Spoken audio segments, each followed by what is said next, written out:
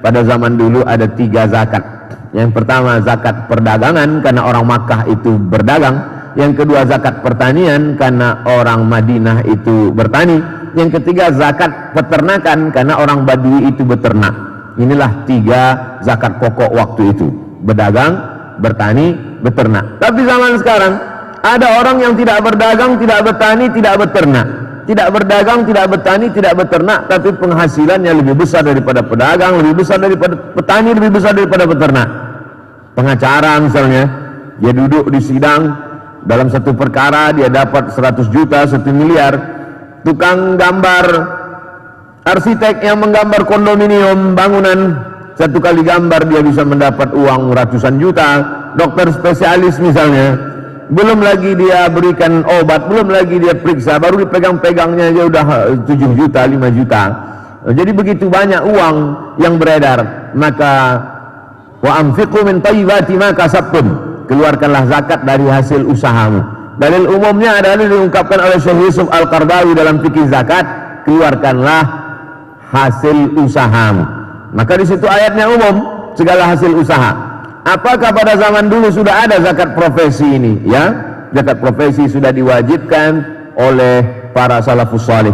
Di antaranya adalah pada masa Umar bin Abdul Aziz. Umar bin Abdul Aziz itu mengutip zakat dari pegawai-pegawai kerajaan. Bahkan tidak hanya dari zakatnya, termasuk juga dari hadiah-hadiah bonus dikeluarkan zakat. Oleh sebab itu zakat ini bukan orang-orang zaman sekarang saja. Ini bukan ijtihad kontemporer, tapi zakat sudah ada, zakat pendapatan ini sudah ada pada zaman salaf. Muawiyah bin Abi Sufyan begitu juga sudah mengutip zakat dari pegawai-pegawai kerajaannya. Oleh sebab itu maka kalau pegawai hari ini dikutip zakatnya, zakat profesi 2,5%, maka sesungguhnya itu mengikut tradisi salaf. Karena Muawiyah itu salaf dan Umar bin Abdul Aziz itu juga salaf. Salaf artinya orang yang hidup 3 abad pertama. Khairul qurun qarni, sebaik-baik abad-abadku. Tsumalladzina yalunahum, 1 abad sesudah itu. Tsumalladzina yalunahum, 1 abad sesudah itu. 3 abad pertama ini disebut dengan salaf. Maka di kalangan salaf pun zakat profesi ini sudah ada. Untuk lengkapnya bisa dilihat disertasi berjudul Fikih Zakat yang sudah diterjemahkan ke bahasa Indonesia, tebal hampir 2 kali Al-Quran tebalnya. Fikih zakat di antaranya adalah bercerita tentang zakat profesi ini. Adapun masalah haul yang mesti disimpan dalam setahun, ada 2 pendapat tentang ini. Pendapat pertama mengatakan tidak ada haul, karena hadis tentang haul itu ada periwayatnya yang dhaif kata Imam Ahmad. Maka kalau periwayatnya dhaif, hadis itu dhaif. Kalau hadis dhaif tak bisa jadi dalil hukum. Yang kedua, saya tetap berpegang ada haul. Tapi andai berpegang ada haul mesti disimpan setahun, maka tetap boleh ta'jiluz zakati qabla awaniha. Boleh menyegerakan zakat sebelum waktunya datang. Jadi kalau kita wajib zakatnya itu setelah pegang setahun, maka sebelum sampai setahun boleh kita keluarkan zakatnya duluan. Nanti setelah setahun kita tidak perlu lagi keluarkan zakatnya untuk tahun itu, karena sudah kita keluarkan duluan. Oleh sebab itu maka Bapak Ibu pegawai karyawan PLN yang mengeluarkan zakatnya sudah dikeluarkannya dalam setahun ini, maka untuk yang tahun itu dia tidak wajib lagi keluarkan zakat setahun karena sudah dikeluarkan duluan. Akan tetapi kalau dia disimpan di bank, lalu kemudian disimpannya itu selama setahun, misalnya untuk saat ini sesuai nisabnya, kalau di bawah 20 keping uang dinar tidak ada zakatnya. Jadi Islam itu agama yang cukup adil, ada ambang batas, bukan setiap dapat uang lalu ada zakatnya. Maka ditetapkanlah berapa baru wajib zakat, 20 keping uang dinar. Zaman Nabi tidak dipakai uang kertas, uang perak namanya dirham, uang emas namanya dinar. 1 dinar itu beratnya 4,25 gram. Dari mana datang 4,25 gram ini? Zaman Nabi kan tak ada gram. Maka sesungguhnya dinar itu disimpan di museum-museum. Hebatnya agama Islam, mud untuk mengukur takaran zakat fitrah masih ada sampai sekarang. Di Museum Kairo, di Museum Makkah ada.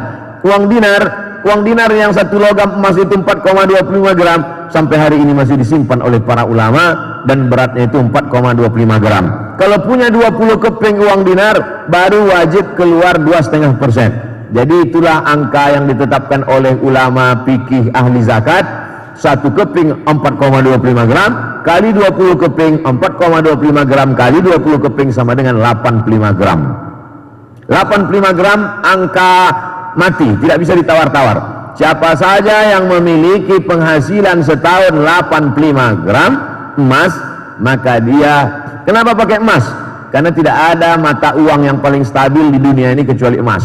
Dolar, kita tahu bagaimana dolar naik turun, begitu juga dengan mata uang yang lain. Oleh sebab itu mata uang paling stabil emas, maka patokan yang dipakai 85 gram emas. Jadi harga emas boleh naik turun, tapi 85 gram ini harga mati. Jadi kalau hari ini 1 gram emas 1 juta, 85 gram emas berarti 85 juta.